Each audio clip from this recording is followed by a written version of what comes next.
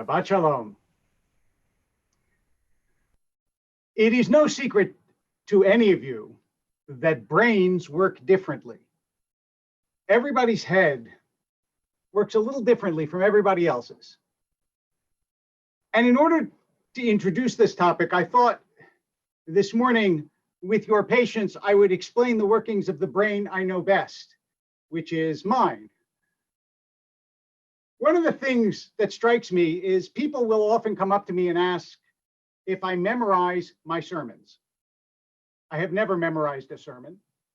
What I do is I come up with a topic, I read about it, think about it, marinate in it for a few days, maybe make a few notes, but usually I have an outline in my head, and then I get up and I talk, and I go from point to point on the outline that I can see in my head. Things occur to me as I speak, ideas, quotes, stories, and then I'm done.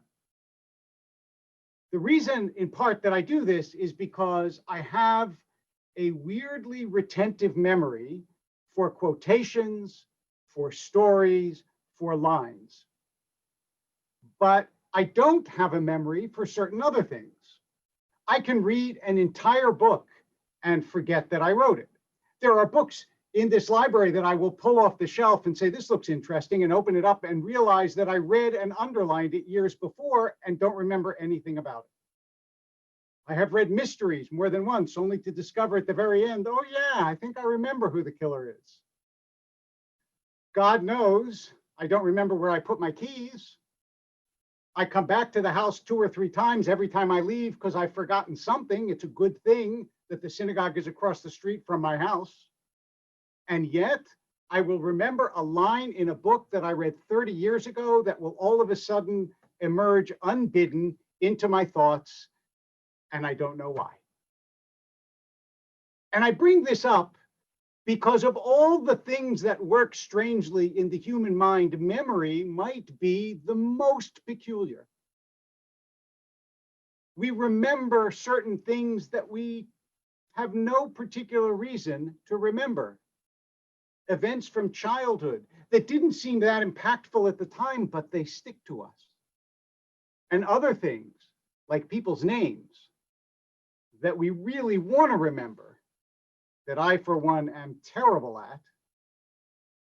People's names disappear.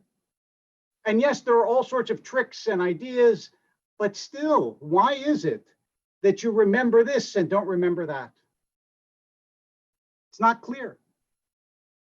And this peculiarity of memory is very much in our portion, because we are told to remember to blot out Amalek, which is a way of saying don't forget to remember, and remember to no longer remember them, which in of itself is an extraordinarily curious and inexplicable commandment.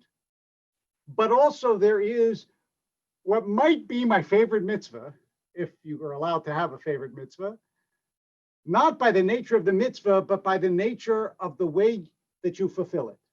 And that is shichicha, forgetting, a sheaf in the field. The way you fulfill this mitzvah is if you forget certain sheaves in the field, they are left for the poor, but only if you forget them, which means it is a mitzvah that you cannot deliberately fulfill. It is a thoroughly accidental mitzvah. It's a kind of good forgetting. Why would you forget the sheaf? Well, according to some commentators, it's because if you feel generous in spirit, then you will know that not everything you have belongs to you. Some of it should be given to others, and you won't be so meticulous about gathering everything, and you'll forget some. If you feel your hands are full, you'll leave some behind without even realizing it. But I think it also points us to something that is extraordinarily important in our own time, which is that we forget things that are good for us until we experience them again.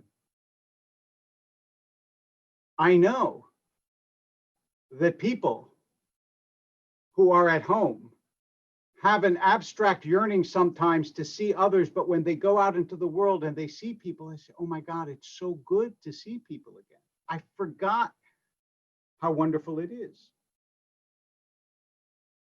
and how beautiful it is to experience sacred moments. Now, I know that right now we are, for the most part, doing services on Zoom. And by the way, for the high holidays, we will be doing them also, as you know, online, but it will be different. It won't be the same as the Shabbat service. We have, some of it will be filmed, some of it will be live. It's going to be produced and will be a beautiful and I hope very moving service, different from what we experience on Shabbat, and as good and as meaningful and as deep as we can make it, with all the skill of all the people that we have brought in, especially to make our high holidays beautiful. And I hope that you will join us for them. And I think that it will be very special. But with all of that, we have to remember the good things we've forgotten. It's one of the reasons why on the first day of Rosh Hashanah, after services are over, in the parking lot of Shomrei Torah in West Hills, we're going to have live shofar services that members can register for, and I hope you will register, for a couple of different services so that we can come together and hear the shofar in person on Rosh Hashanah as a congregation. Because sometimes we forget what it is to actually see someone panim el panim, face to face. Sometimes we forget how nourishing, how important, how good it is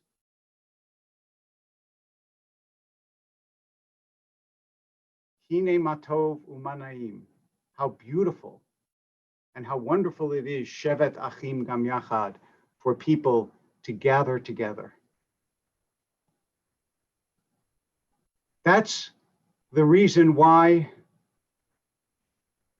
all along we have pleaded with those who are part of our congregation to make sure that they renew and become part of the congregation, so that we can gather together again, so that we can continue to do the work that we have been doing with the families that you saw this morning at the Benot Mitzvah, which were so beautiful.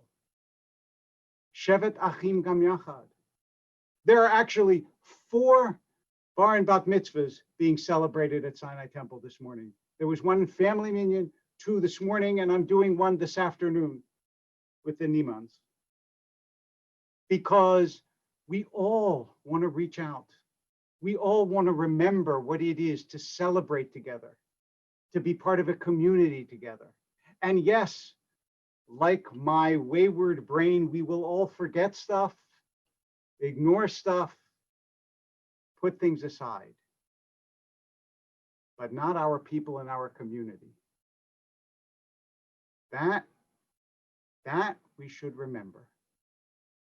That our ancestors gave us to treasure.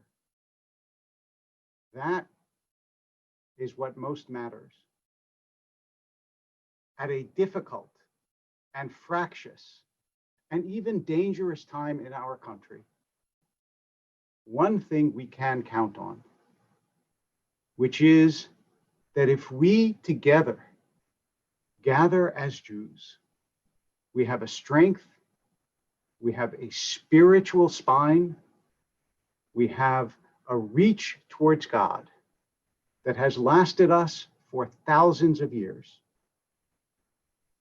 So join us, not only on Shabbat morning, but on Rosh Hashanah, on Yom Kippur, to hear the shofar blown on the afternoon of Rosh Hashanah, together. Yes, I may forget my keys. I might forget sometimes someone's name or what it was that I intended to say, but I don't forget that. What it is to be a community, to be a people, to be blessed. Shabbat Shalom.